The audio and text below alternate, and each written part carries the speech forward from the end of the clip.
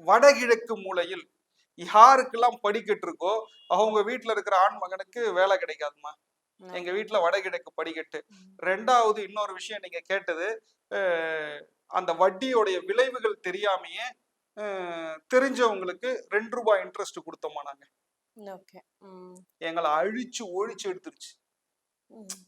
நாங்க நல்லா இருக்கோம், அது வேற விஷயம்.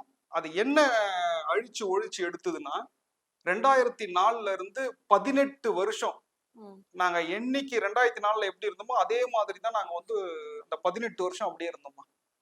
ஒரு பீக்குக்கே போக விடல. இப்போ நம்ம உதாரணத்துக்கு வட்டி கொடுக்குறோம்னு வச்சுங்களேன், அவன் எவ்வளவு மனசு வெந்து நொந்து நம்மள கரிச்சு கொட்டிட்டு தாமா அந்த வட்டி காசை தருவான். ஏன்னா எனக்கு வேலை கிடைக்கல, எனக்கு திருமணம் லேட் மேரேஜ், நிறைய விஷயங்கள் தவறான விஷயங்கள் நடந்ததுமா. இதுக்கெல்லாம் காரணம் வந்து அந்த வட்டி. வட்டி என்பது யாருமே செய்யக்கூடாது, வாங்கக்கூடாது. வீட்டுல இருக்கக்கூடிய பெரிய பிள்ளைய பாதிக்கும். அது ஆண் மகனாக இருந்தாலும் சரி, பெண்ணாக இருந்தாலும் சரிம்மா.